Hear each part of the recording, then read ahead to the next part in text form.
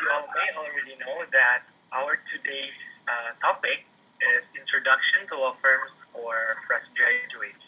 Jadi basically dari tema ini tuh kita kayak bakal dig in some information from our seniors about kayak advice, suggestions, tips and tricks tentang lawyering di sebuah firma hukum di law firm. And for that, we're going to find out like gimana sih kerjaan di sebuah firma hukum, what they actually do there, because you know like most students that have graduated, yang baru graduate gitu, they don't have a lot of experience. Jadi kayak mungkin di law firm tuh gimana sih kerjaannya gitu. But not only that, we would also get to know about the preparation before we go into a law firm, before we apply a job there. Jadi bagi yang belum tahu belum kenal Kak Nadira is from batch 2014, and Kak Nadira now works at the Hadi Putranto, Hadinoto and Partners as the intern now. And Kak Erin now works at Awan Junior and Partners as the junior associate. We have Kak Anastasia Anggita. Hi Kak Anggit, how are you today? Hi. Good, thanks. And now Kak Anggit works at the Makarim and Taira law firm as the associate. Okay. And next we have Kak Michelle and Zelina. Hi Kak Emma, how are you today? Hi. Wait. Hi Kak Emma. Okay, Kak Emma is from batch 2016, and now she works at the Ali Budiajo Nugroho Exodi Putra and Partners as the associate. And next we have Kak Michelle Gracia. Hi Kak MG. Hello. Hello, it's also from batch 2015, and now she works at the Asagaf Hamza and Partners as the junior associate. Okay, thank you Kak for joining us.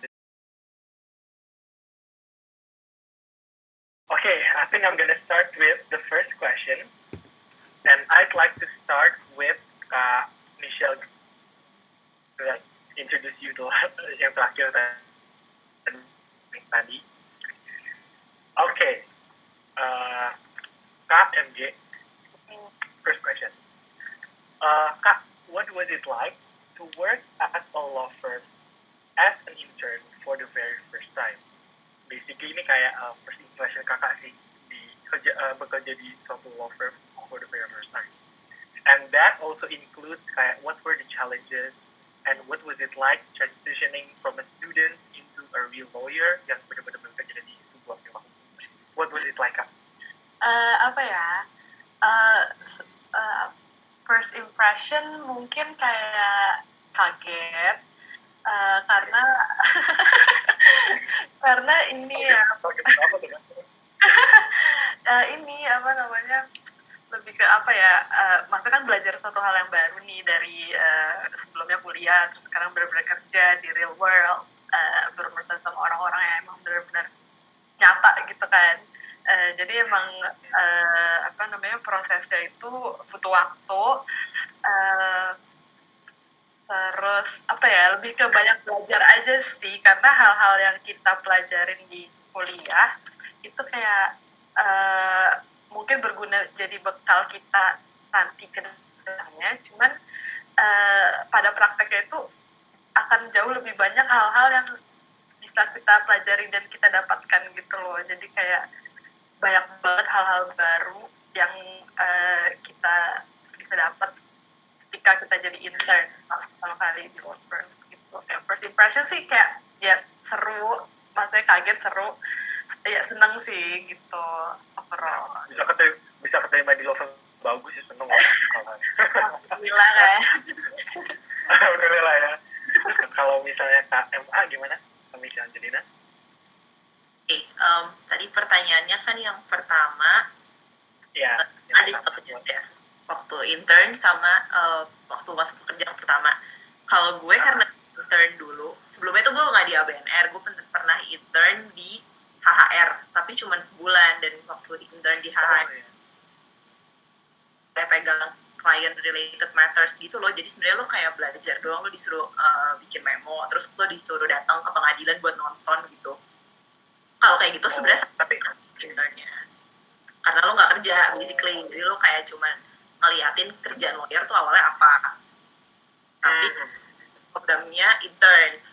While kalau programnya jadi yang trainee untuk, maksudnya yang ada jenjang karirnya gitu, dan lo harus kerja, kalau itu gue langsung masuk ke ABNR, nama jabatannya assistant lawyer. Sebenarnya kalau nama jabatan bisa beda-beda, kayak misalkan di HHP kan intern, di AHP tuh namanya trainee kayak gitu-gitu, tapi sebenarnya levelnya sama aja gitu.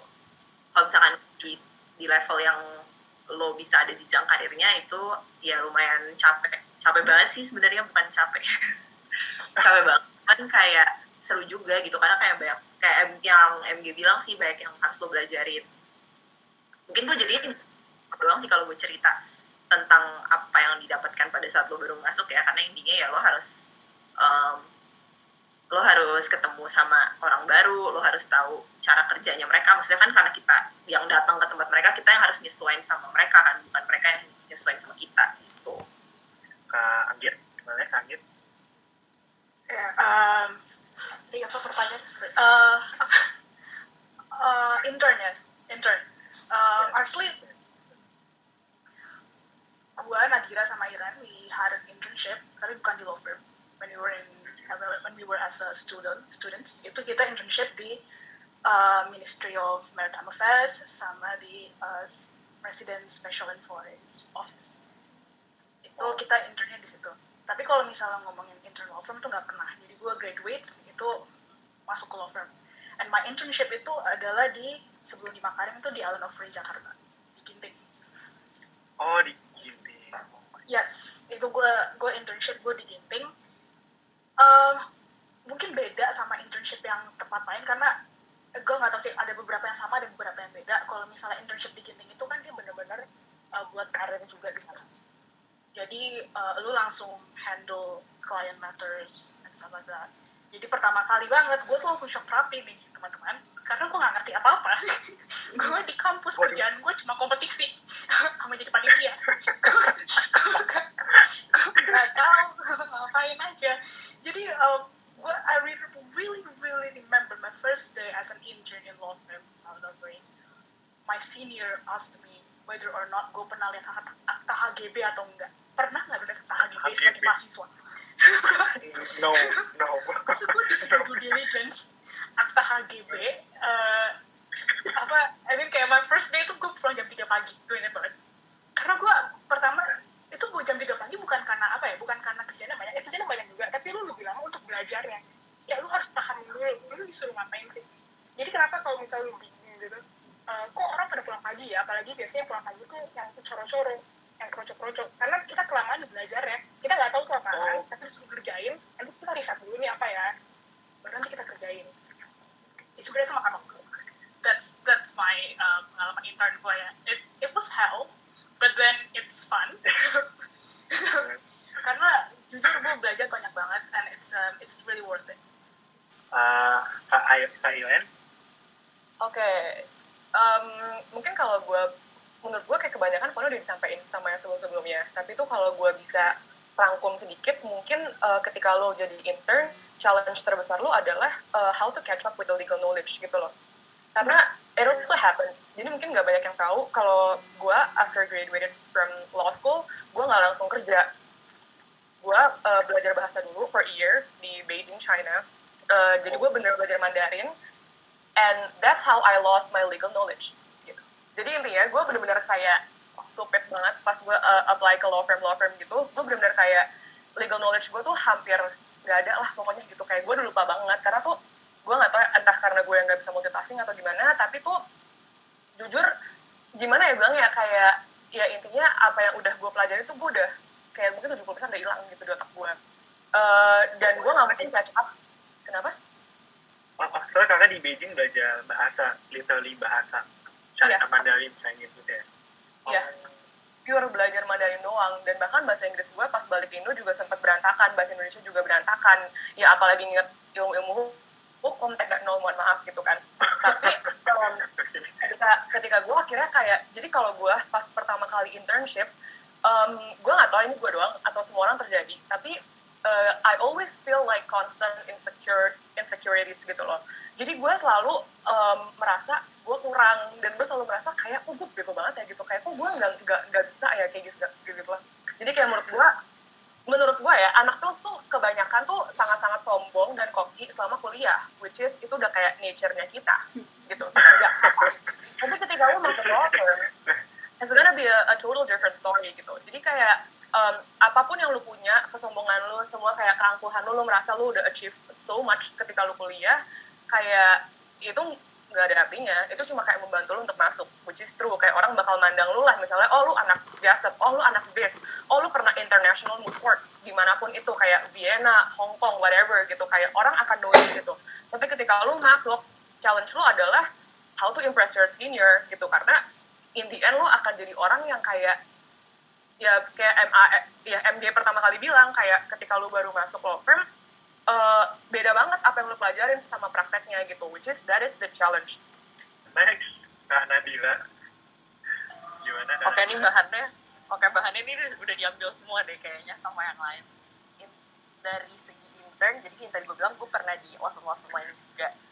Dan menurut gue first impression tiap firm tuh beda-beda ya, karena tiap firm punya culture-nya sendiri menurut gue. Oh, mereka kayak punya policy-nya sendiri-sendiri gitu ya, Kak? Kenapa? Mereka kayak punya aturan sendiri, punya policy sendiri gitu.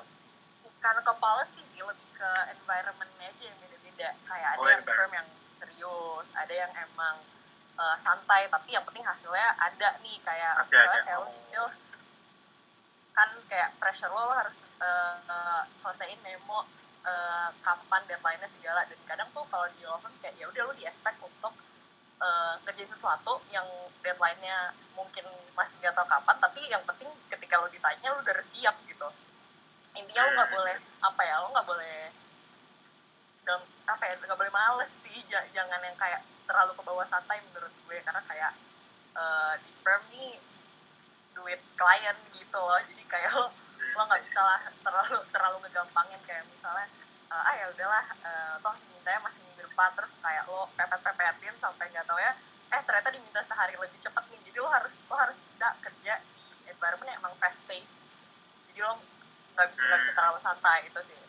Terus kalau dari kayak segi knowledge itu emang bener sih menurut gue, yang perlu dipersiapkan adalah lo harus siap belajar lagi sendiri dari awal.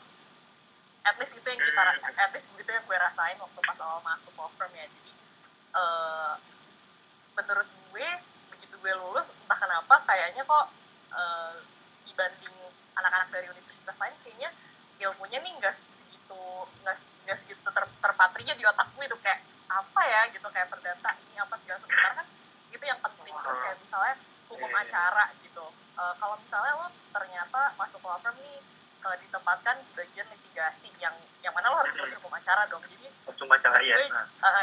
Jangan anggap remeh apa yang udah lo pelajarin di kuliah sih, dan kayak tiba-tiba lo dikasih opportunity untuk di bidang itu, kayak lo harus siap aja gitu. Menurut gue sih prepare for everything lah.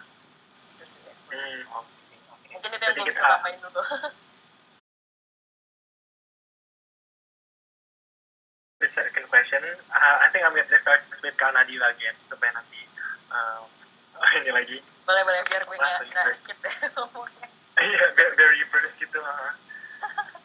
Second question, how's the recruitment process at a law firm, Kak? Maybe at your law firm. Gimana recruitment processnya? Okay, my current law firm. Is that it? Atau ada yang lain lagi? Sebenarnya ini digabung sih, kayak with other three questions, kayak misalnya kan recruitment process also include kayak misalnya gimana sih Kak how to write a proper buat di-apply di law firm tersebut, or should it be written, does it have to be long, does GPA matters, do achievements yang kita pernah raih di field itu berguna juga atau enggak, misalnya kayak what kind of topic that most law firm ask pas lagi interview gitu-gitu Kak, things like technical issues saat recruitment process gitu. Okay. At my current firm, recruitment itu pertama of course ngasih CV, academic transcript, sama apa ya satu lagi, cover letter. Nah biasanya sih 3 itu, cover letter, CV sama academic transcript. Beda-beda ya tiap firm, menurut gue bisa lo ngasih fisiknya gitu lo anterin ke firmnya atau mostly lewat email. Nah, email pun lo juga harus hati-hati nih, kayak ada kadang misalnya di website firm itu cuma ada email firmnya, misalnya kayak info@apa gitu. Nah itu lo harus hati-hati, belum tentu itu email yang harus lo kirimin. Ketika sih jadi kayak mostly firm ada email HR-nya atau misalnya email recruitment partner, jadi lo juga harus hati-hati nih, lo kirimnya kemana sih sebenarnya. Itu pertama untuk lo submit dulu ya. Nah terus mostly kayaknya beberapa firm tuh sama ada written test sama interview. Nah kalau untuk written test beda-beda sih ya kayaknya, tapi mostly written test tuh sekali. Mungkin ada juga yang psikotes, some kind of psikotes gitu, gue lupa itu di firm mana, mungkin gue lupa sih, bukan psikotes, IQ test, kayak personality test gitu or ya. something gitu, gue juga kurang paham ya. Tapi pokoknya ada written test yang berbau material hukum sama ada yang kayak gitu tadi. Nah terus selain written test nih interview. Jadi pada umumnya kalau misalnya lo masuk di shortlisted dari written test, lo di-invite untuk interview. Jadi kayak ada two stage gitu ya Kak, before we got interview, we have to written test dulu. Umumnya jadi pertama lo harus shortlisted dari lo ngirim email itu dulu sih pertama. Ngirim email dulu. Oke. Ya, jadi dari lo ngirim email nih ada firm yang akan balas lo di-invite untuk written test atau enggak, ada juga yang ya udah lo berbulan-bulan lo nggak tahu nih kabarnya gimana sih sebenarnya application gue. Itu bisa banget. Nah terus abis ngirim email tuh lo harus shortlisted dulu untuk written test. Setelah written test lo juga harus shortlisted untuk interview. Interview ini beda-beda juga nih, jadi ada yang interviewnya langsung misalnya sama partner atau cuma sama recruitment committee langsung, dan itu di firm gue sih, jadi cuma satu kali interviewnya. Ada juga yang interview 2 kali nih, lo sama associate-nya baru bisa sama partner, tapi itu beda-beda, mungkin teman-teman yang lain nanti bisa jelasin juga ya. Nah dari interview itu again lo harus shortlisted untuk masuk sih. Jadi emang prosesnya cukup panjang. Kalau misalnya mungkin yang perlu lo note dari proses ini tuh, mungkin lo bisa kayak misalnya nih lo mau apply di HHP gitu, misalnya kalau gue masih di HHP gitu, lo bisa tanya ke lo bisa misalnya sekarang gimana sih proses rekrutmennya udah sampai mana sih, kayak untuk lo keep track aja buat diri lo sendiri, kayak mungkin daripada lo nggak ada bayangan terus deg-degan gitu kan, itu lo bisa sih kalau misalnya ada connection di law firm. Nah itu sih rekrutmen gitu. Mungkin kalau dari segi CV tuh gak usah panjang-panjang sih, karena kayak orang juga gak ada waktu untuk baca sepanjang itu, dan menurut gue yang panjang jadinya lo gak menunjukkan kalau misalnya lo bersinar gitu, kayak misalnya lo gak perlu lah masukin lo menang lomba makan kerupuk pas 17-an gitu kan, kayak gak perlu ya. Jadi tapi Kak, kayak aku mau nanya nih, misalnya nih kan kayak aku pernah jadi research assistant and job pas jurnal. Is that important? Should I write it on my CV? Menurut gue itu ditulis sih. Lo Iran udah ngangguk-ngangguk tuh. Menurut gue itu ditulis sih. Karena mungkin ya yang perlu lo shortlist di CV lo adalah yang paling relevan ke kerjaan lo, yang mau lo apply gitu. Misalnya lo nanti bisa skripsi temanya apa, nah itu mungkin lo bisa lo tulis juga gitu, atau kayak misalnya even skripsi juga oke gitu. I think skripsi lebih di cover letter kali ya, lebih relevan. Kalau misalnya di sini pengalaman yang paling relevan lah sama posisi yang mau lo apply. And about ini Kak, in relation to the topic of written test, biasanya topik apa aja sih? What kind of topic that they would ask for us?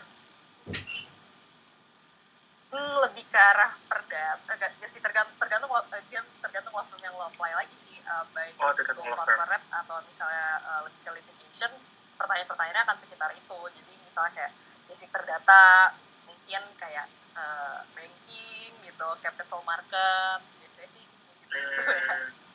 Lebih ke arah situ kalau yang spesifik gitu. Okay, thank you Kak. Okay, next Kak Irene. Oke, Oke, jadi kalau recruitment process ya, Iya. kalau kayak misalnya gue tuh sebelum kerja di yang sekarang, sebelum kerja di Deloitte, itu gue kerja di Hogan Lovells, DNFP, DB Negara Fahri. Betul. Nah, Oh, iya. recruitment prosesnya kalau orang-orang lain, kayaknya MIMG juga pernah ya di sana coba tes gitu. Itu mereka tuh panjang banget prosesnya, kayak harus apalah ikutan workshop dulu deh, jadi lu kayak harus masukin apa dulu, pokoknya ribet banget. Nah tapi waktu itu gue, again, karena ada koneksi, jadi gue waktu itu cuma walk-in interview. Tapi asal lo tahu, interview gue 3,5 jam, itu gue udah kayak mau mati dalam situ nih. Jadi interview gue 3,5 jam. Jadi mereka benar-benar mengorek-ngorek sampai yang paling dalam. Ketika udah tahu otak gue lagi kosong banget nih, legal knowledge gue nggak ada, mereka kayak, ini kayaknya kalau menurut kamu nih Iran ada berapa jenis apa sih persekutuan perdata nggak tahu apa sih gue lupa nih, ini kayak ada apa ya, gue nggak tahu bro gitu kan, kayak jadi gue dikorek muter-muter di sana, gue sampai 3,5 jam waktu di interview. Tapi again it's semua firm tuh beda-beda, tapi mungkin kalau kayak general timeline-nya kayak Nadira bilang tadi ya, cuma kalau mengenai how to write a proper CV, menurut gue pas gue pertama kali lulus itu gue sebisa mungkin gue cuma naruh 1-2 halaman di CV gue. Ya gue gak tahu sih, mungkin karena achievement gue juga gak banyak, cuma anyway kayak maksudnya gue berusaha untuk benar-benar nge-cut banyak hal, misalnya education itu banyak orang yang nulis CV tuh bahkan dari TK mereka gitu, padahal orang udah nggak pengen tahu TK lu di mana gitu kan. Jadi kayak biasanya tuh cuma SMA, kalau memang sekiranya lu merasa SMA lu orang pernah dengar lah namanya gitu, bisa dibanggakan gitu. Dari SMA ke kuliah, terus sama kalau lu kayak kalau gue tulis waktu itu kayak gue belajar bahasa di Cina, jadi kayak itu salah satunya juga di education gue. Jadi education juga berusaha sekompleks mungkin. Terus kalau soal GPA penting atau enggak, sebenarnya ini juga tentatif ya. Tapi gue pernah dengar, mungkin ntar Anggit bisa confirm, karena yang dengar waktu itu Anggit secara langsung. Setahu gue, in the end, kita nggak bisa naif lah gitu. Kalau lu masuk law firm, mau lu bilang Unpar dapat nilai susah, mau lu bilang kayak kalau Unpar mah IP 2,5 aja udah pinter banget, which is true. Mungkin 3 dia lu udah pinter banget gitu. Kayak bagus banget, nggak kayak Nadira gitu, bagus banget IP-nya gitu.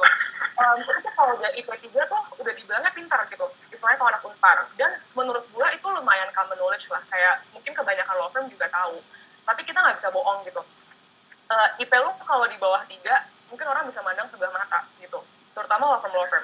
Jadi kalau gue pernah dengar kayak nanti begitu lu apply CV nih, jadi kan sekali law firm masuk tuh kayak misalnya AHP gitu, lu masukin tuh kayak mungkin sekali daftar, sekali mereka open batch, itu bisa kayak 500 CV yang mereka terima mungkin satu kali batch gitu ya. Wow. Dan gimana caranya lu tuh stand out di antara orang-orang itu? Ya setahu gue pertama kali diurutin dari IP dulu, bukan dari achievement yang lu dapetin.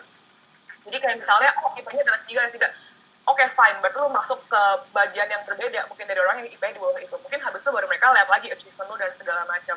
Tapi ya IP nggak harus kayak 3,9 gitu lah, nggak, cuma paling nggak ya nggak 2,5 lah, ngerti kan, nggak 2,6 gitu, kayak paling nggak 3 deh gitu.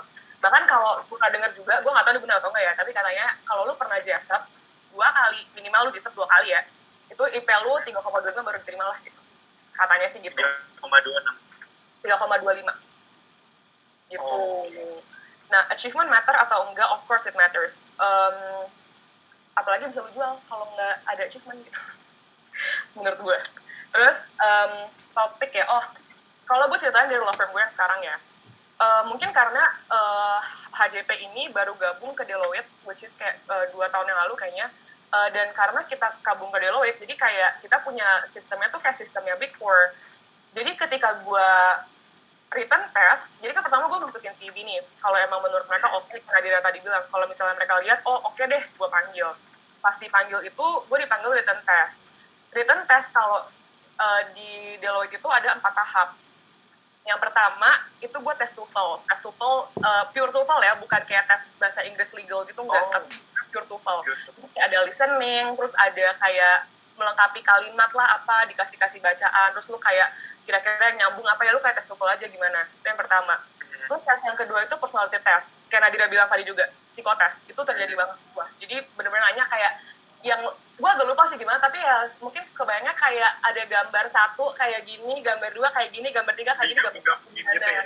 Iya, yang kayak gitu. Jadi tuh ada matematikanya gitu ya kak? Ada matematika. Nggak matematika deh, karena gue juga lumayan goblok matematika. Kayaknya nggak matematika deh, cuma gue nggak lupa sih gimana. Cuma intinya kayak psikotes deh, pokoknya dia mau tahu personality lo gitu. Kayak misalnya terus misalnya dikasih questions nih kayak kalau misalnya kamu apa yang kamu bawa gitu, ya lu ngerti nggak sih kayak gitu yang orang gitu. Itu contoh ya, gue lupa. Terus saya kayak lebih kayak gitu. Terus tes gue yang keempat, ini additional doang ya, karena gue bisa bahasa Mandarin. Mereka suruh gue nulis esai dalam bahasa Mandarin yang topiknya bener-bener out of the box nih. Jadi gue udah siapin, gue kira kayak pertanyaan mereka bakal, kenapa sih kamu mau masuk Deloitte, atau kayak apa sih poin plus kamu. Gue udah prepare nih semua jawabannya gitu. Tiba-tiba pas hari H, pertanyaannya adalah, what is your biggest decision in life? Terus gue udah kayak, ya kayak gitu lah. Ini kayak lu ngerti kan, kayak, itu kalau gue ya, jadi gue udah 4 tes. Habis lolos itu semua, terus gue sempat ngira orang-orang tuh, nah ini juga ya, menurut gue ini bagusnya lo jadi anak sales. Kenapa? Karena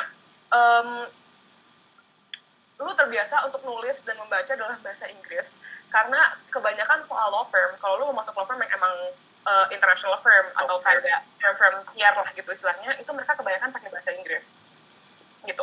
Terus kalau gue interview di Deloitte itu ada 3 tahap waktu itu. Pertama sama HR, basa-basi, again personality doang gitu, kayak pengen tahu beneran gak sih ini anaknya kayak gini gitu, personality. Terus habis itu gue dites sama senior associate-nya, itu kayak sesimpel dia nanya sih, kayak lo intern ngerjain apa aja dan segala macam. Again itu juga personality dan legal knowledge lo. Terus yang terakhir gue interview sama partner gitu. Jadi kurang lebih kalau tahu sebenarnya gue ada 7 step lah untuk masuk ke Deloitte ini.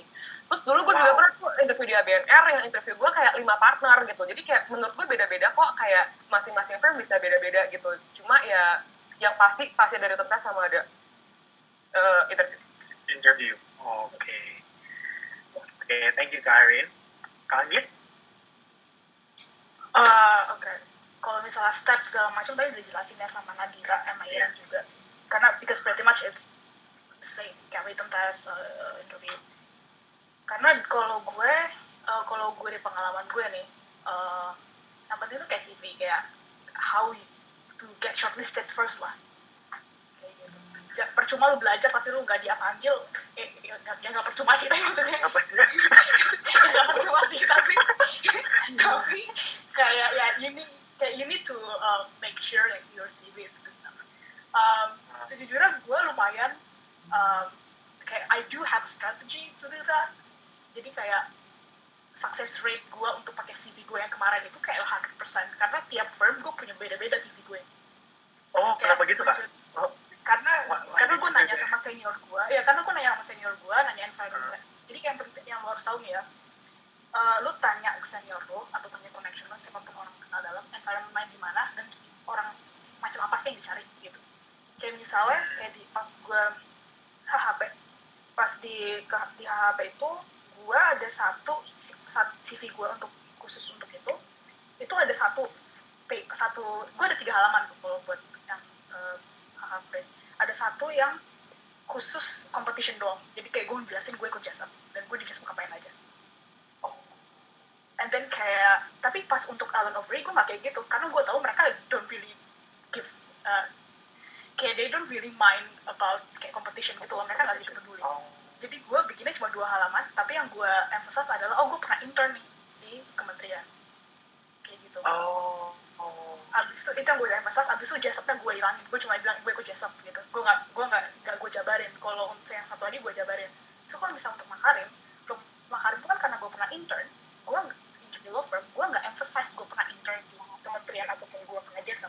Gue emphasize gue pernah intern di Allen Overy. Jadi kayak you have to know, you have to be mindful kayak what kind of firm yang lo mau gitu. Jadi environment gimana, kira-kira mereka cari orang kayak apa.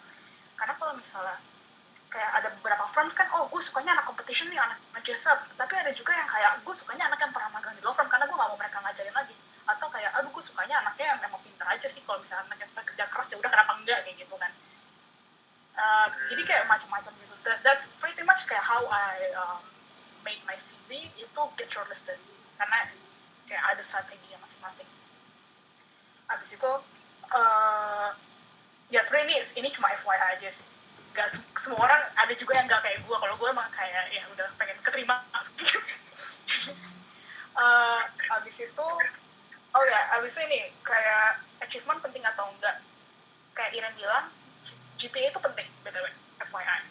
Gue udah ngeliat HR dari previous firm sama firm gue yang sekarang, semua orang ngeliatnya GPA. Gue pernah masuk ruangan HR gue, gue ngeliat ada tumpukan CV, abis itu yang kayak mereka beneran pilihin mana yang 3.0, mana yang enggak di book.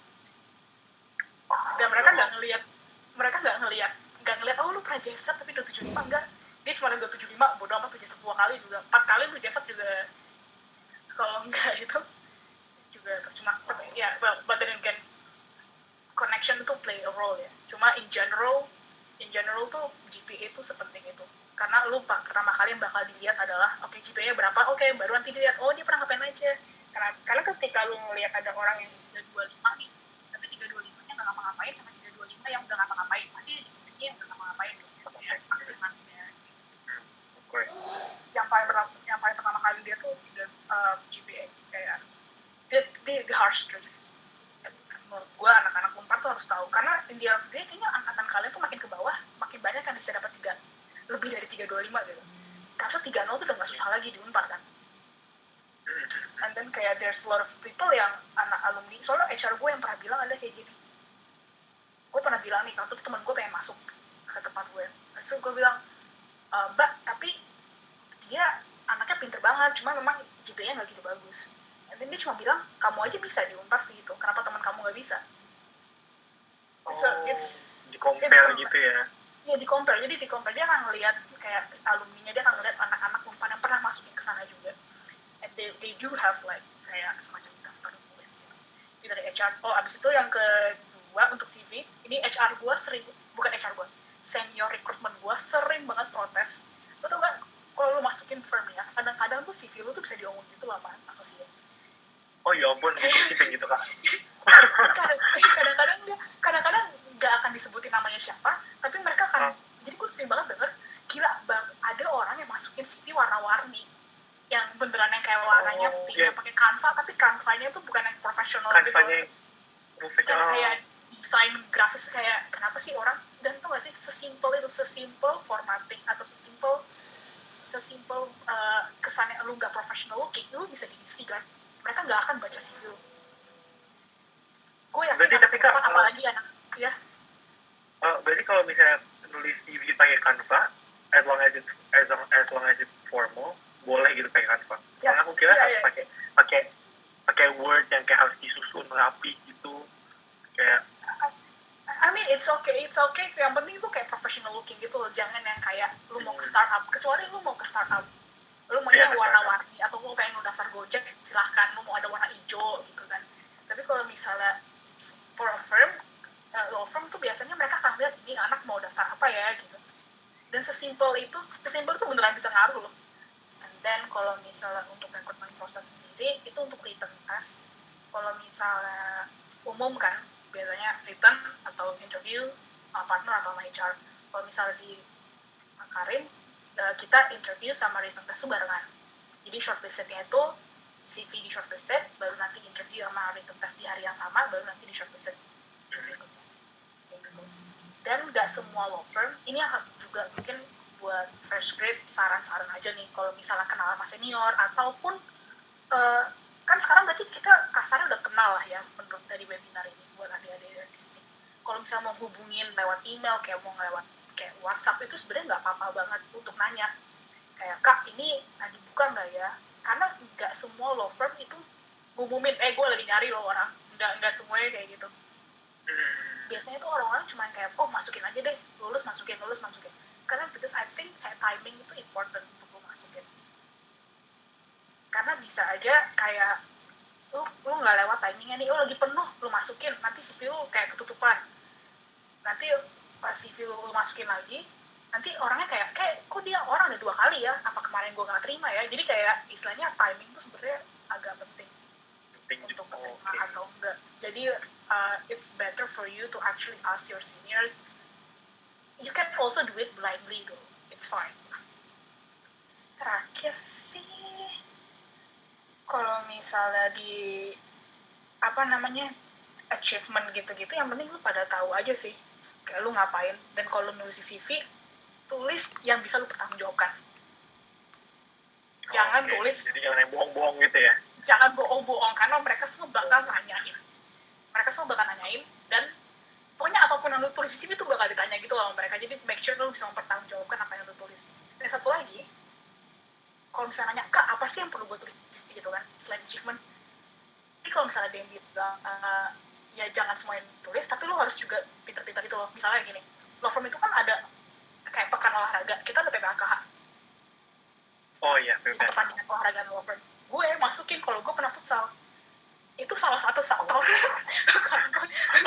Pas gue masuk kantor gue sekarang, gue tahu tuh di PPAKH, jadi gue masukin gue pernah futsal. Oh, jadi Habis pas pas banget gue momennya interview, gitu kayak. Pas momennya, jadi kayak you literally need to like, you have to know your shit. Pas gue interview, kayak partner recruitment langsung nanya kayak, oh kau pernah futsal, jadi apa dulu?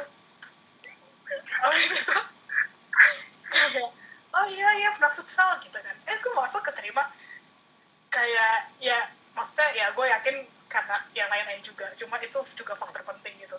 Jadi kalau misalnya lu suka olahraga nggak apa-apa, tulis aja di CV. Jadi kalau misalnya mas PPKH kayak gitu sih kalau dari gue. Oke, thank you Kak. Oke, next Kak Michelle Angelina, SMA. Ya,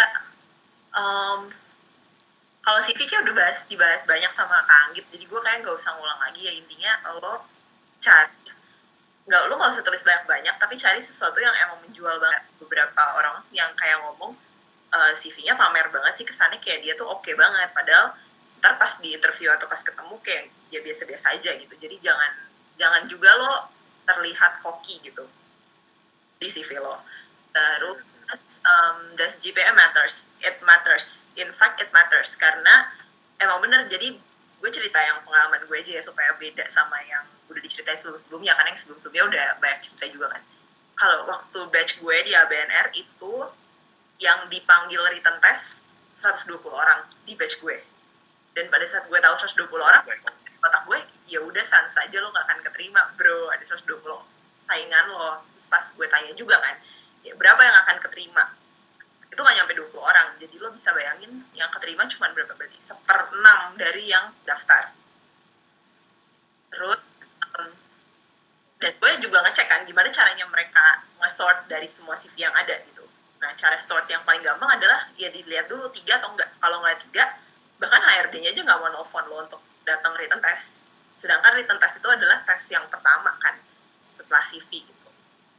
Jadi lo harus 3, gue ya terserah lah kalian gimana caranya, tapi jangan menghalalkan segala cara juga, tapi IP lo harus 3 gitu.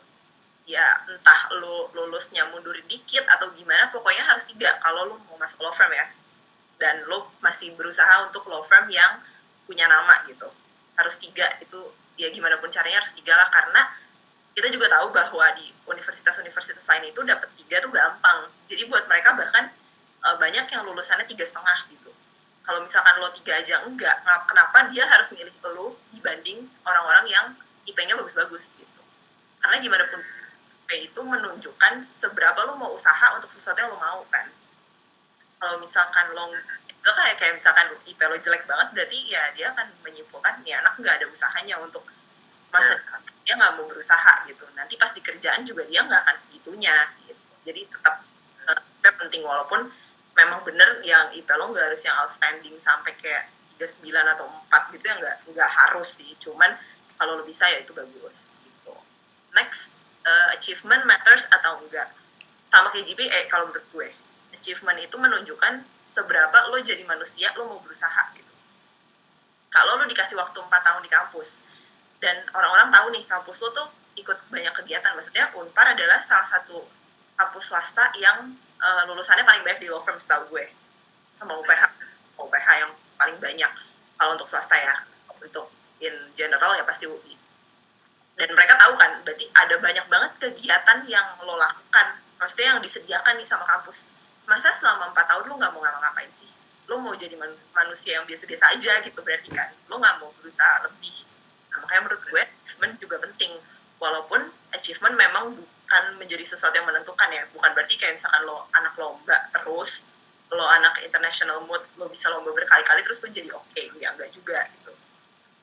Selanjut, topik yang biasa ditanyakan di law firm ya, gue pernah written test tuh 3 kali. Dari 3 kali itu yang sering ditanyakan adalah acquisition process, terus ini jaminan orang dan benda, terus pertanahan tuh agraria itu sering connect sama jaminan, terutama kayak kalau ada HT itu gimana, sama litigasi yang general sih.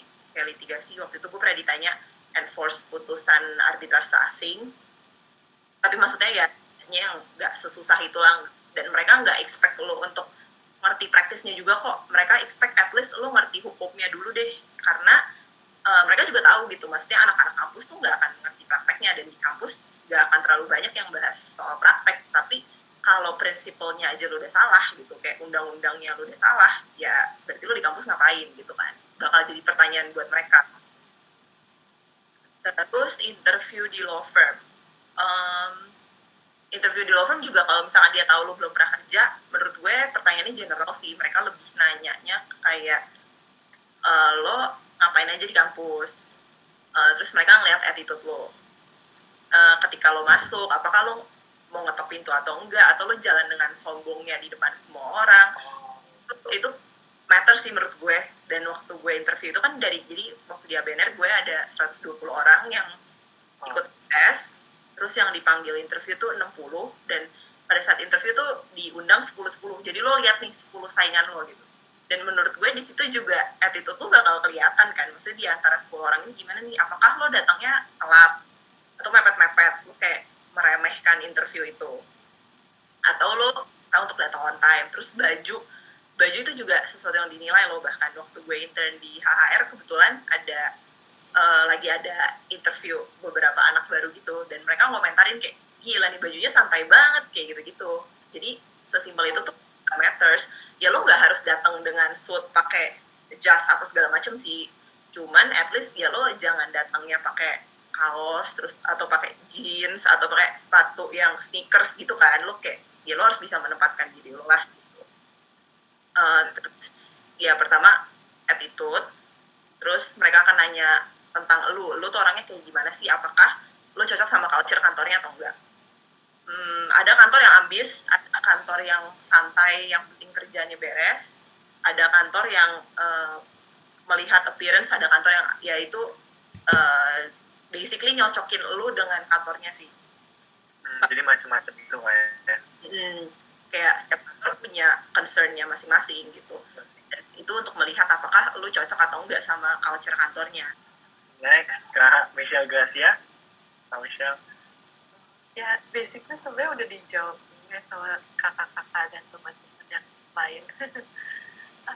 Intinya sih kalau misalnya, maksudnya kayak tadi GPA or achievements itu ya sama seperti jawaban sebelum-sebelumnya, emang mungkin berpengaruh, cuman ya mungkin maksudnya kayak apa ya, menjadi salah satu faktor yang menentukan gitu. Terus mungkin biar beda, kalau misalnya dari pengalaman aku aja, recruitment proses di kantor aku awalnya sama, paling CV, terus ada written test. Nah kalau written testnya itu materinya tuh kurang lebih kayak general corporate, yang misalnya ada kayak hukum perusahaannya atau investment, terus general banking finance kayak jaminan, terus general legal kayak PMH, investasi, dan ya di masing-masing firm beda sih, maksudnya ada yang open book, ada yang close book. Kalau di kantor aku ada yang ada beberapa bagian yang emang open book, ada beberapa bagian yang emang close book. Jadi kalau open book itu dikasih waktu berapa lama gitu Kak kalau open book?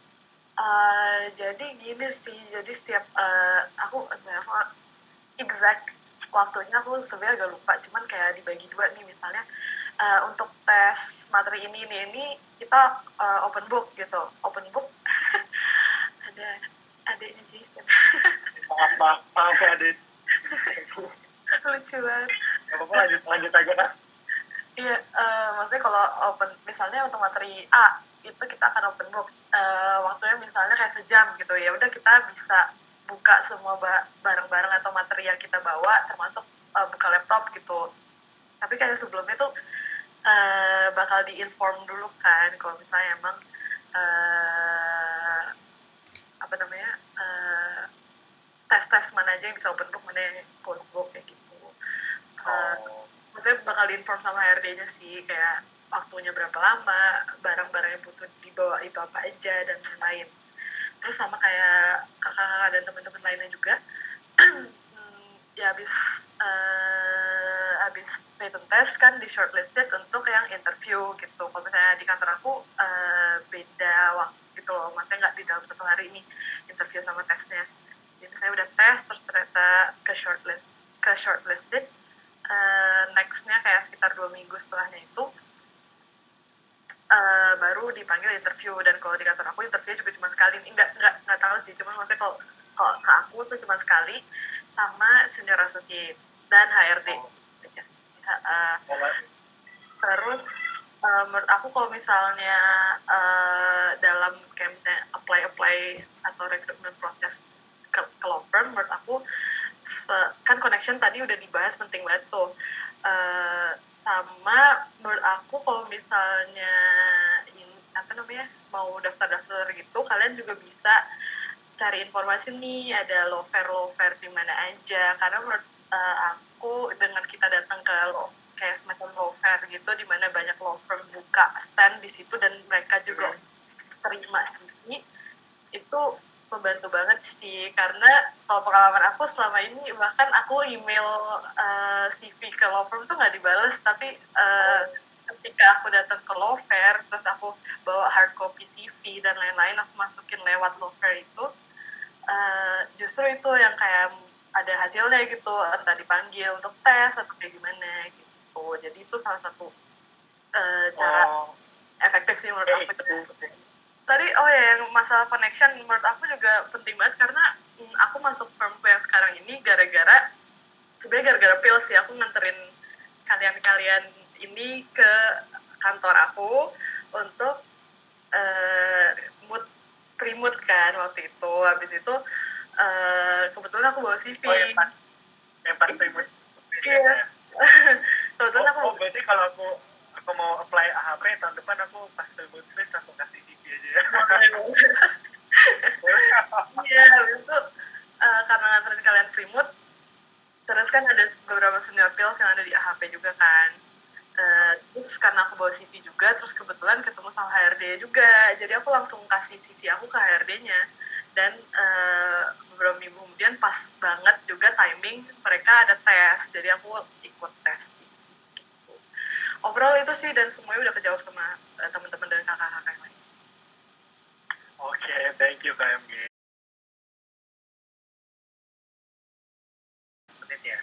Due to interest of time, the last question aja jadi kayak di wrap up aja, itu one question. Maybe yang lebih untuk merangkum pertanyaan ini semua, yang nomor 3 sama 4, paling lebih kepada how was the treatment from the seniors pas pertama kali kerja di law firm, sama gimana sih working experience di law firm itu, dan yang terakhir juga sama gimana beban kerja atau workload di law firm itu gimana, apakah seberat itu, secapek itu, apakah harus setiap hari pulang malam, dan kenapa kenapa ada alasan dibalik kenapa harus pulang malam. Mungkin mulai dari KMG lagi. Kalau treatment dari senior, again menurut aku tergantung sama kantornya juga sih. Maksudnya kayak pasti kamu pernah dengar lah ya, ada kantor yang emang kayak senior-senior galak, ada kantor yang emang senior-senior yang mau membantu. Nggak, mungkin basically semua mau membantu, cuma cara mereka membantu dan memberikan ilmu mungkin beda-beda. Ada yang galak, ada yang kayak gimana gitu. Jadi emang benar-benar tergantung sama firmnya masing-masing lagi gitu ya. Working experience ya mungkin kalau intern emang belum kan, jadi kan kalau di aku itu ada kayak 4 bulan trainee, habis itu evaluasi, habis itu baru kalau misalnya lanjut kontrak 1 tahun jadi junior aso kan. Oh, udah habis itu langsung gitu. Oh, oke. Tapi itu masih kontrak, nanti setelah 1 tahun baru ada evaluasi lagi untuk permanen atau enggak kayak gitu. Maksudnya kalau selama ini working experience as a trainee pasti belajar banyak, tapi emang belum ke expose ke klien gitu loh, kayak ya kita istilahnya di belakang layar gitu, kayak nggak ke depan, nggak muncul di depan klien, cuman kita bantuin proses di belakangnya gitu. Cuman ketika kita udah jadi junior aso yang kontrak 1 tahun, nah itu mulailah exposure ke klien itu dapet gitu. Misalnya kita udah bisa balas email, udah bisa kayak jawab pertanyaan klien dan lain-lain. Dan again itu juga tergantung sama apa ya, kalau misalnya pengalaman dan pembelajarannya itu tergantung dari masing-masing practice group. Soalnya kan di masing-masing law firm kan ada macam-macam nih practice groupnya ya. Ada misalnya corporate atau capital market atau dispute juga dibagi-bagi nih, IP segala macam gitu-gitu kan. Jadi itu sih. Terus tadi yang terakhir itu, kalau workload ya, workload juga sebenarnya tergantung sama masing-masing law firm dan masing-masing practice group juga, karena beda-beda kan. Cuman overall kalau di kantor aku ya cukup lah. cukup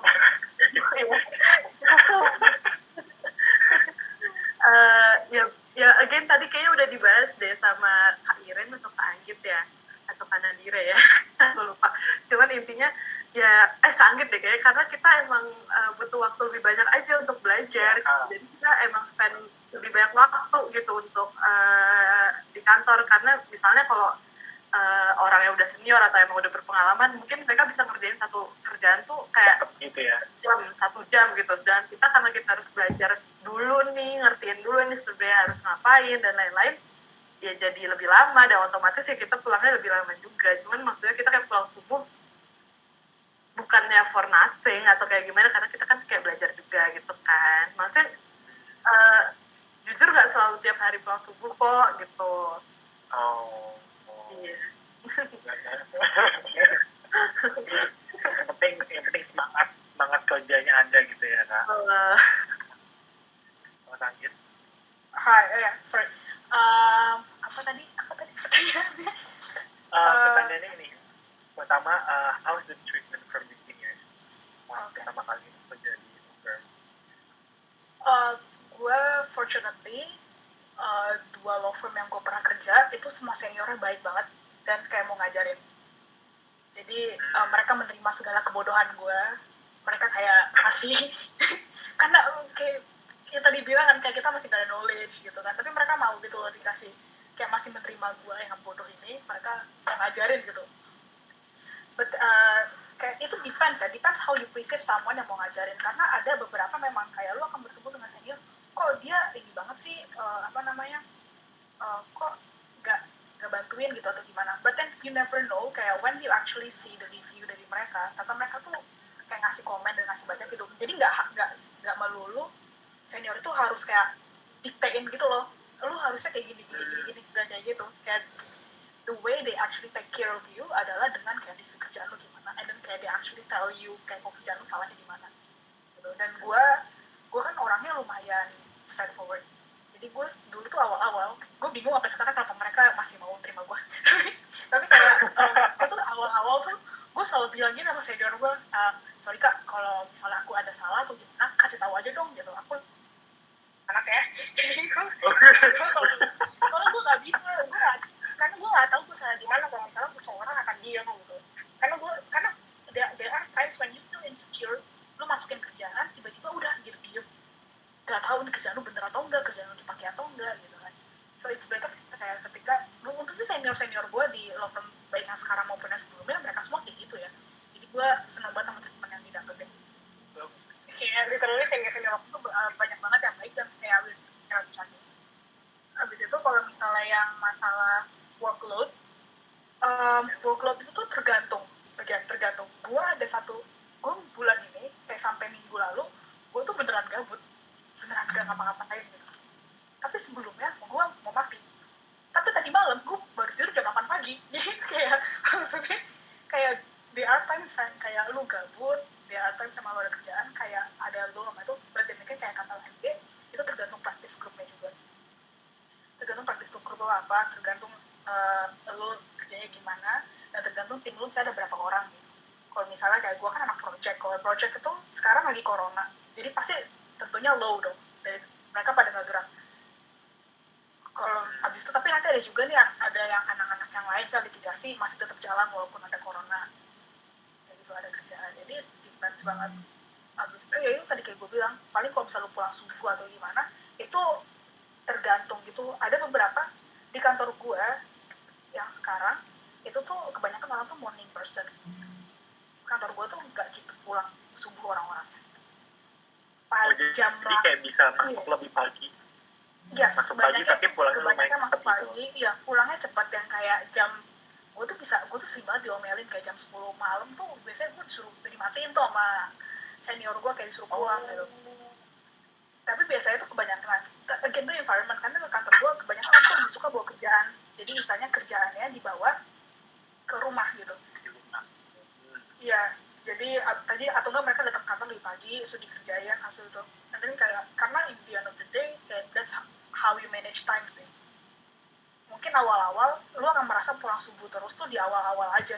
Gue juga awal-awal banget, gue di kantor ini gue juga pulang subuh terus, karena gue masih belum bisa manage waktu gue dengan baik menurut gue. Karena masih kayak mindsetnya kerjaan gitu. Padahal sebenarnya enggak, kayak there's more to life than work, people. Jadi kayak lu jangan kerja mulu. Berarti kalau misalnya capek kerja gitu langsung pergi gitu juga nggak apa-apa gitu kayak kalau malam-malam gitu.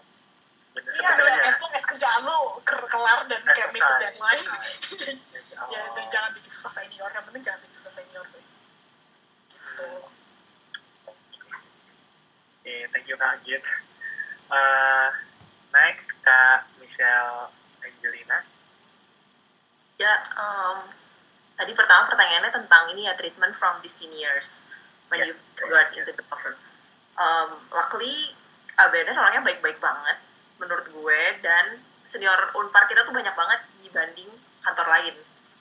Menurut gue ya, lumayan banyak lah anak-anak Unparnya, dan anak-anak Belsnya juga banyak. Jadi kayak ya lo enak sih karena lo udah kenal beberapa orang, dan ABNR emang baik banget sih, santai gitu. Maksudnya kayak mereka tuh nggak pernah peduli lo mau ngapain, selama kerjaannya beres ya udah gitu. Kayak lo mau di kantor lo mau ngapain tuh ya udah santai-santai aja gitu. Mau tidur di meja juga banyak. Yang penting pada saat ditagih ya lo bisa meet the deadlines gitu. Terus sama ini ya, kan kita udah bahas berkali-kali ya bahwa kalau lo punya kenalan itu sesuatu yang menguntungkan buat lo. Tapi lo juga harus ingat bahwa ketika lo punya kenalan, lo tuh nggak bisa jadi seenaknya dan lo kayak take advantage from that. Jadi lo jangan kayak gue udah punya kenalan nih, gue bakal di save sama senior gue bakal dikasih penilaian yang bagus. Gak kayak gitu, dan senior lo juga awalnya mungkin ngebelain, lama-lama ya mereka males lah. Jadi kayak dalam arti lo punya kenalan, mereka bisa bantuin lo ketika lo butuh, tapi ya lo juga mesti tunjukin bahwa lo tuh bisa kerja, bukan yang kayak tenang aja lah gue udah punya senior ini, nanti pasti dia bantuin gue supaya gue dipromote, gak kayak gitu.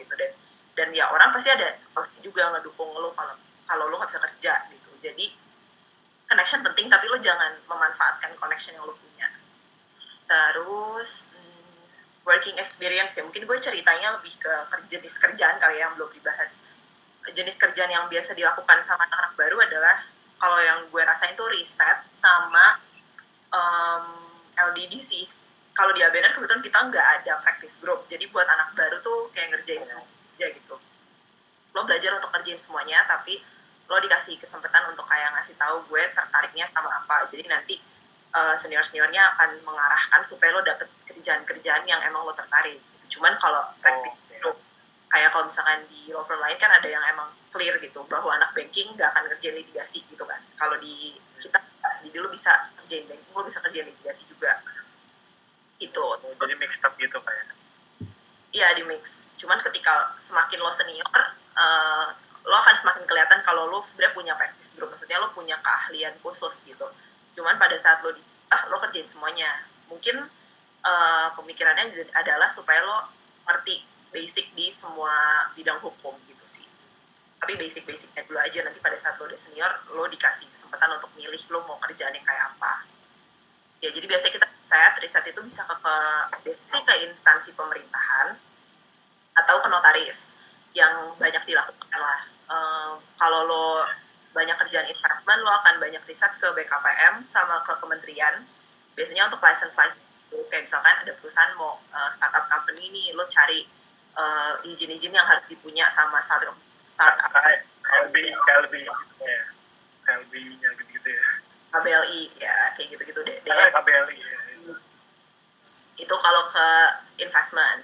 Kalau misalkan lo kerjainnya banking finance, mungkin lo akan banyak ke OJK sama ke BI. Kalau OJK sama BI itu mereka nggak bisa didatengin, lo telepon gitu. Kalau BKPM sama kementerian, mostly lo datang karena lebih enak riset datang daripada telepon. Kalau telepon tuh kadang-kadang ada beberapa instansi yang kalau lo telepon berkali-kali terus dia kesel tuh dia bisa matiin telepon lo, dan ya itu agak kesialan sih. Jadi pernah lo sama dia karena dia males gue nanya-nanya mulu gitu. Kalau lo datang lebih enak kan. Cuman ketika lo datang juga mungkin ini sesuatu yang penting ya, lo harus datang dengan sopan dan ya lo mesti tahu gitu bahwa mungkin di beberapa instansi pemerintahan mereka tuh sangat melihat jenjang kayak lo tuh siapa dan gue tuh siapa gitu. Jadi lo harus datang dengan lebih sopan. Lo harus ya walaupun kadang-kadang lo kesel gitu kayak ini orang kerjanya nggak bener banget, bisa terlalu kasar sih sama orang-orang kayak gitu. Terus kerjaan yang basic juga adalah LDD, legal due diligence. Cuman baru nggak disuruh megang satu company langsung sendirian sih. Biasanya akan ada seniornya juga, jadi lo kayak kerja berdua lah, at least ada satu senior yang akan bantuin lo, maksudnya akan ngecekin kerja. Dan kalau misalkan lo ada bingung-bingung, lo tanya sama dia gitu. Kebetulan pada saat gue pertama kali LDD itu agak mati sih gue, karena gue dapetnya perusahaan listrik tuh ribet karena dia license-nya susah lah, dan kayak dia PMA juga. Cuman ya itu karena kita punya senior yang suportif dan dia mau ngajarin, jadi ya menurut gue itu sangat membantu sih gitu. Terus workloads ya, kalau workload sebenarnya ya justru kalau menurut gue ya, lo kerja pasti ada capeknya lah, lo kerja pasti ada bosannya dan lo kayak enak banget kayak woi stop lah ngasih gue kerjaan gitu. Tapi yang harus lo ingat adalah ketika kantor lo nggak punya kerjaan, itu adalah tanda-tanda bahwa lo mungkin nggak diperpanjang gitu. Jadi lo mesti mikir sisi positifnya juga. Maksudnya lo kerja mampus, tapi ya itu berarti kantor lo butuh orang dan lo akan dibutuhkan. Ketika kantor lo sepi kerjaan, ketika timesheet lo kosong, justru itu menjadi tanda-tanda jangan-jangan ini kantor kenapa-napa nih, jangan-jangan gue bakal di-terminate nih gitu. Jadi, kerjaan banyak tuh ada positifnya juga walaupun lo capek. Dan kerjaan jadi itu makin banyak kerja makin bersyukur lah ya. Enggak selalu kayak gitu sih, maksudnya ya lo sebagai capek juga ya. Cuman kalau misalkan lo terlalu santai terus sampai waktu yang terlalu lama nih, jangan-jangan di kantor mau kenapa-napa lagi gitu. Maksudnya ya lo jangan senang juga kalau kantor lo udah gabut gitu, jangan-jangan partner lo emang udah gak ada klien dan lo harus segera update CV lo dan apply for another job ya. Ya gitu, jadi kayak kerjaan yang banyak itu nggak selalu jelek kok. Cuman biasanya memang kalau kerjaan itu tuh ada timingnya. Jadi kalau misalkan di akhir tahun itu banyak kerjaan, awal tahun nggak terlalu, dekat-dekat lebaran itu nggak terlalu banyak kerjaan gitu. Dan itu bisa jadi strategi cuti lo juga sih. Kalau lo pengen cuti dengan tenang, lo lihat-lihat lah kapan kerjaan kantor lagi lo. Kalau misalkan dibilang pulang malam setiap hari, iya kita pulang malam sering gitu, banyak karena kita belajar, terus karena kita belum merit juga, menurut gue itu satu faktor yang menentukan. Karena ketika senior-senior itu biasanya yang udah pada merit, ketika udah jam 7 malam, ya mereka pulang karena mereka masih ketemu sama keluarganya, apalagi mereka yang udah punya anak gitu kan. Ya BNL culture-nya pulang cepat sama kayak Makarim, gue tahu mirip-mirip lah. jam 7, jam 8 tuh kantor udah kosong, tinggal anak-anak yang kayak kita gini, anak-anak baru lah yang masih ada di kantor, udah pada pulang. Ya karena itu, balik lagi karena mereka punya kewajiban lain kan. Dan di kantor pun kita nggak selalu kerja terus kok.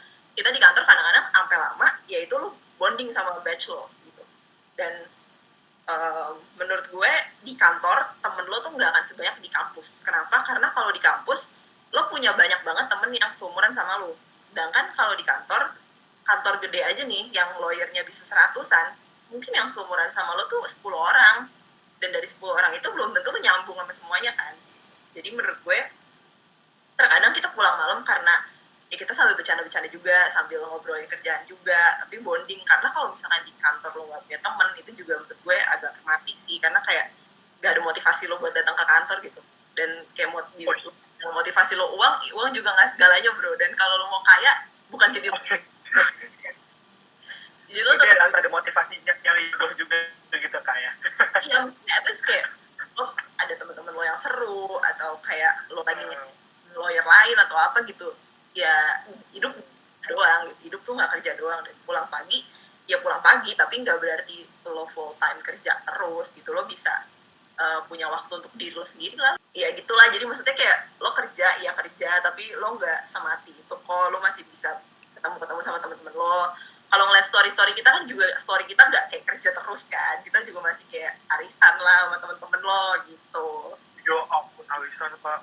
Oh my God. Ya maksudnya kayak ya lo masih ngobrol-ngobrol lah sama lo, dan ya gue jangan kayak terlalu ambis gue kerja gitu. Ya nggak usah kayak gitu ya. Lo kerja tapi ya lo harus punya hidup pribadi lo sendiri gitu. Dan kalau misalkan lo pulang malam, ya lo bisa aja menjadi orang yang gue kerjanya super efisien nih. Gue kerja, kalau orang ngobrol gue nggak ikutan ngobrol, gue kerja pasti pulang lo lebih cepat, gue yakin. Tapi itu nggak boleh kantor gitu. Ya gitu sih. Worthless banyak, tapi nggak semati itu kok, bisa di handle. Oh ya, dan paling penting mungkin lo harus mencintai apa yang lo lakukan sih. Ketika lo nggak mencintai itu beban banget buat lo. Tapi kalau misalkan lo interest sama apa yang lo kerjain, mungkin itu akan menjadi lebih ringan. Dan buat semua lulusan hukum, nggak harus kok masuk law firm tuh bukan suatu keharusan menurut gue. Kalau lo law firm dan lo tertarik sama kerjaannya, oke. Tapi ketika lo udah mencoba dan menurut lo nggak suit di situ, it doesn't suit you gitu, tempat itu bukan tempat lo, ya jangan ragu-ragu untuk coba explore kerjaan lain gitu. Daripada lo kerja dengan gaji yang oke, lumayan, tapi lo nggak merasa happy sama hidup lo. Itu aja dari gue, silahkan yang lain melanjutkan. Oke, thank you ya kak. Ya. Next, kak Ilen. Oke, jadi kayak sebanyak udah disampaikan ya. Cuma kalau treatment dari senior, gue paling singkat aja. Jadi menurut gue senior tuh ada dua macam. Yang pertama itu, kayak senior gue yang lama, di firm yang lama, ada dua senior gue yang menurut gue oke banget. Kayak yang satu, Miles, which is nama sering panggil Abang. Kalau kalian pernah denger, Abang sama lagi namanya Bahaya. Itu adalah dua orang kayak yang membantu gue ketika kayak gue tadi mention, legal knowledge gue tuh udah hampir nol waktu itu.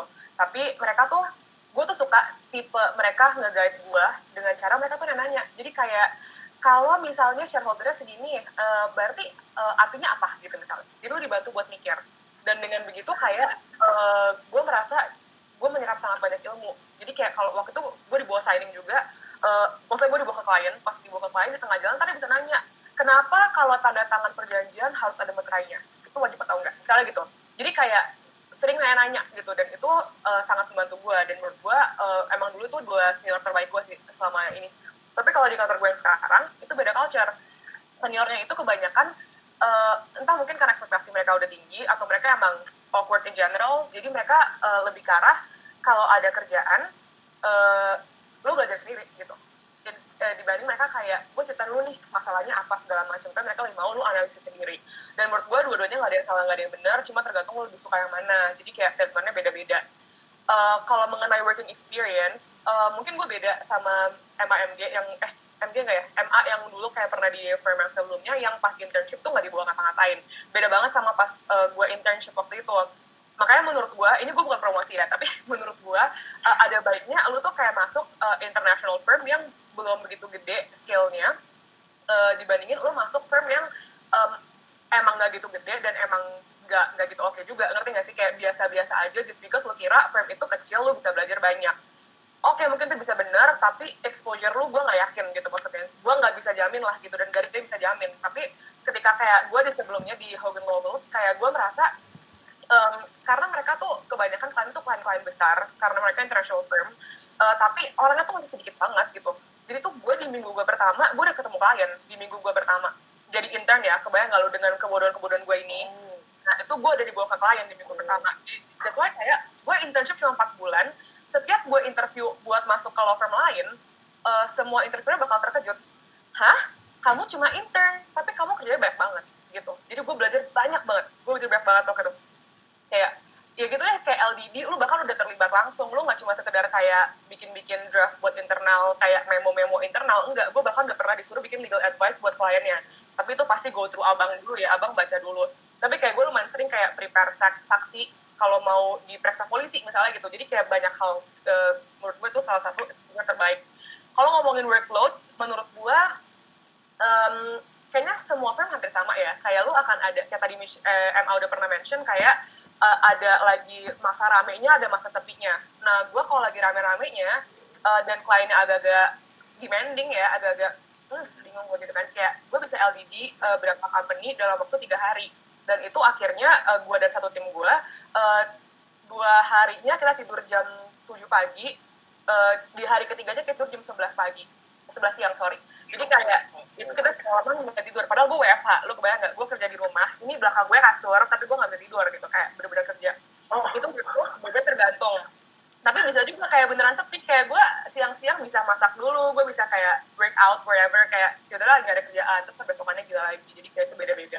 Tapi yang pengen gue mention, ini ada di list question, tapi kayak tadi Jason nggak mention.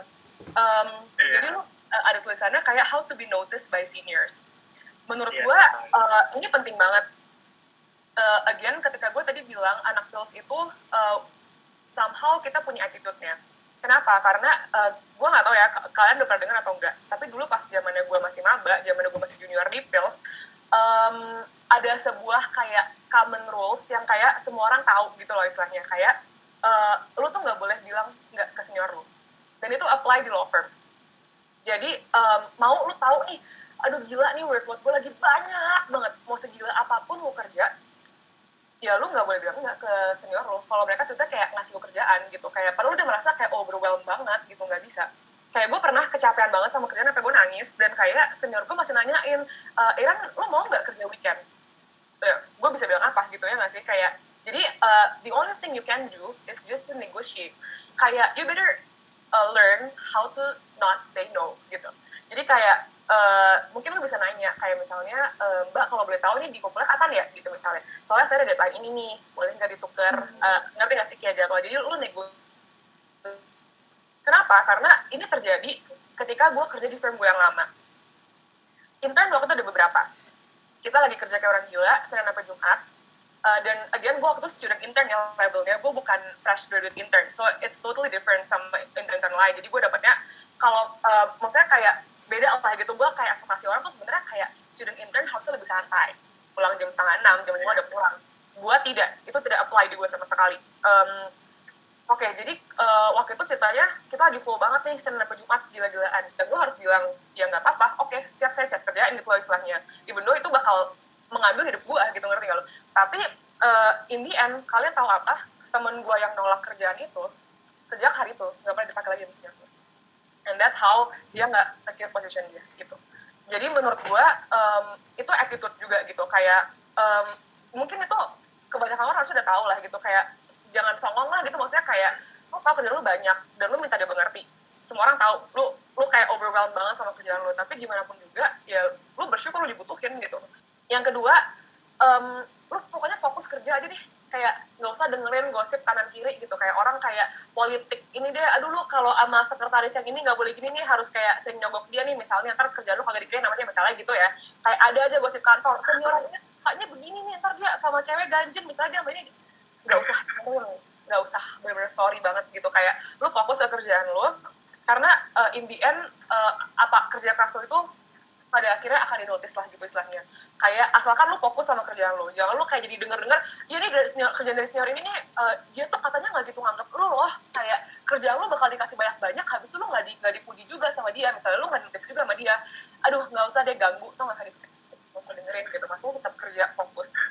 Terus ini juga menurut gue something yang gue suka banget ketika gue dulu kerja bareng sama abang, gue tuh sering banget ngobrol sama abang, kayak ngobrol, ngerti nggak lo, kayak temen gitu. Jadi abang tuh sering bilang kalau dia ekspektasi dia ke junior itu, gue nggak expect lo harus pintar, gue nggak expect lo harus jadi misalnya istilah gini deh, kayak lo punya GPA 3,7, berarti lo pintar lah ya, misal dari universitas ternama di Indonesia gitu, kayak negeri gitu kan, kayak oke, orang ekspektasi lo bakal pintar banget gitu misalnya.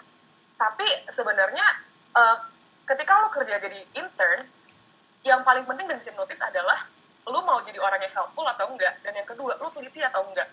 Karena emang kebanyakan kerjaan intern, di bawah-bawahnya gue ke klien, gue disuruh baca akta juga, ngerti nggak lo? Jadi lo harus jadi orang yang teliti, dan dengan begitu pekerjaan lo akan dinotis sama senior lo, kayak, gila ya, gue aja udah baca ini 3 kali, gue nggak ngeh loh, ini titiknya salah naruhnya, atau gue nggak ngeh loh, ini 1 juta jadi 1 miliar misalnya gitu, gue nggak ngeh gitu, tapi ternyata ini anaknya, lo bisa dinotis, gitu. Dan lo, dengan lo being very helpful, lo nggak boleh jadi orang yang males untuk ngecek kerjaan lo lagi, ya. Jadi lo kalau senior lo bilang kayak, lo yakin nggak? Ini lo udah cek, terus lo kayak, lo udah cek 5 kali, terus lo kayak, yakin gitu kan, yakin kak, terus kayak, benar. Kalau gue cek sampai yang salah gimana? Nah, menurut gue, ada betternya lo menjadi orang yang tidak sombong. Jadi lo harusnya kayak, oke deh kak, saya cek lagi 1 kali, ngerti gak? Bikin dia lega aja, padahal lo tahu lo yakin banget itu udah benar gitu, tapi kayak itu attitude juga, kayak lo nunjukin kalau gue nggak kepedean kok sama kerjaan gue. Dan yang terakhir guys, take notes. Itu penting banget, kan harus kerjaan ya kalau dikasih perintah apapun. Jadi that's how lu di notice, jadi orang yang ambisius dan semangat bekerja. Yay, oke, data. Oke. Kak Iwan kayak ini semangat banget nih gitu jadi law firm ya. Oh iya, semangat banget, aku sangat-sangat ambisius. Ambisius. Keren. Oke, ini yang terakhir pertanyaan untuk Kak Nadira, dan ini jadi pertanyaan terakhir buat Kak Nadira ya. Kalau dari segi house firm ya, mungkin karena gue pernah di beberapa firm yang berbeda-beda, ada benernya sih yang Ira tadi bilang, tipe senior tuh ada yang mau ngajarin banget, atau ada yang ngelepas lo untuk lo langsung ngerti gitu. Tapi kalau di firm gue sendiri, yang gue lihat adalah fortunately senior-senior gue itu senior-senior yang ngasih kepercayaannya ke gue dan teman-teman gue lain yang intern gitu. Jadi menurut gue itu penting untuk lo mencari senior yang istilahnya bisa lo jadiin role model lah selama lo kerja gitu. Kayak I'm very fortunate gue punya senior yang memang pinter banget, tapi dalam dia manage waktu juga bagus banget, leadership-nya juga bagus banget, dan itu dan fortunately itu treatment yang dikasih ke gue gitu, dan itu membantu banget untuk gue lebih semangat kerja. Jadi kayak misalnya gue pernah disuruh bikin memo yang pertanyaan dari kliennya tuh banyak banget, dan deadline waktunya itu sebenarnya nggak panjang, dan itu gue harus gue yang ngerjain karena emang yang senior kayak lagi sibuk gitu lah, dan itu gue merasa ini suatu kerjaan yang menarik banget, dan kayak gue nggak mungkin ngerjain itu kalau senior ini nggak punya kepercayaan ke gue kan gitu. Jadi menurut gue selain di notice oleh senior, menurut gue yang penting adalah gimana caranya lo ngebangun trust sama senior lo. Penting banget, karena kalau bener kayak kata Ira tadi, kayak misalnya lo nolak kerjaan, terus lo besok-besokannya udah nggak dipakai lagi, itu lo insecure banget sih pasti rasanya, kayak kenapa ya kok temen gue ngerjain ini, kok gue kerjaannya sepi ya gitu, kayak gitu. Jadi gue prinsipnya sebisa mungkin kalau misalnya emang ada kerjaan, lo terima aja dulu, pasti ada hal yang bisa lo ambil dari kerjaan itu, mau misalnya itu melatih ketelitian lo lah, atau misalnya melatih lo riset gitu. Menurut gue sebagainya lo yang baru masuk, ya lo terima aja deh, maksudnya pasti ada sesuatu yang bisa lo ambil kok, whether itu lo sama senior lo hubungannya jadi lebih baik, atau misalnya bahkan lo di notice partner lo gitu. menurut gue itu penting sih. Terus dari segi workload ya, menurut gue balik lagi ke practice group kok, karena di firm gue ada practice group nih. Kebetulan kan karena lagi corona ini bisnis agak menurunkan ya, maksudnya melambat gitu kan, dan itu terasa sih. Maksudnya gue ngeliat ada teman-teman di practice group lain yang agak lebih santai, ada yang kayak gue nggak ada santainya gitu. Jadi gue tetap aja, maksudnya orang-orang gara-gara corona jadi agak lebih santai dikit ya, gue mau minggu ini mau minggu lalu gitu, tetap aja gue pagi-pagi juga gitu nyelesain kerjaannya banyak banget gitu, sibuk segala signing, masih sibuk gitu nonstop. Nah itu beda-beda banget sih. Dan terus kalau menurut gue time management itu menentukan seberapa paginya lo pulang, itu menurut gue ada pengaruhnya. Karena kayak kita dibilang emang ada orang-orang di firmnya yang morning person, itu gue merasakan banget di firm gue yang sekarang. Karena tipe-tipe orangnya tuh gue mau datang pagi, gue mau langsung kerja. Oke, kalau waktu istirahat gue istirahat, terus kalau udah harus kerja lagi gue kerja lagi. Jadi biar waktunya pulang gue pulang gitu. Itu penting sih menurut gue, untuk lo jangan merasa ya udahlah deadline-nya masih besok, ya udahlah deadline-nya masih ntar malaman, terus lo males gitu, kayak ya udahlah santai dulu gitu. Tapi sebenarnya itu menentukan kalau misalnya lo bisa nyelesain kerjaannya lebih cepat, kenapa enggak sih gitu. Lo bisa pulang lebih cepat, lo bisa menikmati hari lo gitu. Itu sih. Terus mungkin yang mau gue tekenin, karena mungkin karena gue pengalaman gue di firm tuh beda-beda ya, dari senior, culture core. Mungkin kalau kalian mau apply, pasti bentar lagi, maksudnya nanti ketika saatnya kalian mau apply, jangan takut apply lah. Maksudnya dari yang kita sampai tadi itu mungkin pengalaman kita semua beda-beda. Menurut gue satu yang perlu ditanemin adalah lo jangan takut apply. Jangan lo nggak confident dari awal. Yang penting lo apply aja dulu. Nanti gimana cerita lo harus belajar, gimana cerita lo harus interview, itu ntar lo along the way lo pasti bisa pelajari itu gitu. Tapi yang penting pertama lo jangan takut apply. Oke, jadi terus, kita harus mencoba apply ke semua law firm gitu kayak. Iya, maksudnya ya emang preference lo aja. Maksudnya kalau nggak semua, tapi kayak yang kita mau lah gitu. Preference lo gitu. Terus kalau udah masuk juga, menurut gue yang penting tadi juga udah dibilang sama MA, kayaknya lo perlu cari teman sih. Karena mungkin gue nggak tahu ya kalau teman-teman yang lain. Kebetulan gue firm yang sekarang dan beberapa firm sebelumnya itu gue masuk di lingkungan yang baru yang gue sama sekali nggak kenal, bahkan gak ada senior yang gue kenal juga gitu. Itu penting banget untuk lo misalnya temen yang sesama intern, atau misalnya yang nggak juga banget lo misalnya satu tingkat di atas lo gitu. At least lo mengenal firm itu dari si temen lo ini nih gitu, kayak istilahnya lo mencari teman pertama di firm gitu. Jadi lo bisa cari tahu senior ini baiknya gue handle-nya gimana ya kerjanya, atau misalnya kerjaan ini tuh sebenarnya biasanya gimana sih dikerjainnya di sini gitu. Jangan satu lagi menurut gue, jangan sotoy sih. Kalau misalnya lo ada yang nggak ngerti gitu, lo tanya, atau misalnya lo bingung, lo juga harus tanya gitu. Jangan tiba-tiba gue taunya kalau cara nulis ini kayak gini kok gitu, gue bikin aja, terus nggak tahu itu beda sama beda sama yang kebiasaan kantor lo gitu. Itu enggak banget sih menurut gue, jangan sampai. Terus jangan juga lo so asik sih. Mungkin ini gue jadinya lebih ke arah tips-tips sekali ya. Menurut gue jangan so asik. Karena adalah, maksudnya lo bisa kan ngeliat orang mana sih yang so asik, mana yang emang beneran lo genuinely pengen ngobrol nih sama orang ini, lo punya interest sama kantor ini gitu, lo bisa lah ngeliat gitu. Menurut gue dengan so asik itu kelihatan kok sama senior, dan maksudnya senior juga pasti ilfeel gitu, kayak apaan sih nih anak so asik banget, kayak nggak perlu gitu loh. Mungkin ini jadi gue kan kebetulan sekarang ini gue di HHP masih intern ya, karena gue emang baru masuk lagi di HHP tuh awal tahun. Jadi mungkin kalau pada nggak tahu, gue tuh pernah di firm lain yang keadaannya gue tuh unfortunate, karena kayak tahun lalu ekonominya lagi gak bagus apa segala. Jadi kalau lo di-terminate gitu, jangan lo berkecil hati menurut gue. Karena gue merasa dari waktu gue pertama kayak sekarang gue merasa itu istilahnya gue dibawa ke tempat yang semakin cocok sama gue gitu. Ingat, kerja tuh menurut gue jodoh-jodohan. Jangan lo merasa kecil hati misalnya temen lo keterima di firm A gitu, terus ya elah kok gue nggak dipanggil firm A ya, atau kalau misalnya kok gue udah masuknya di firm B gitu. Kayak menurut gue jangan kecil hati. Kalau emang jodoh lo pertama kerja di tempat itu, ya udah, mungkin emang lebih baik lo di prepare dulu di firm itu, terus misalnya ada kesempatan lain lo kerja di firm yang selanjutnya gitu.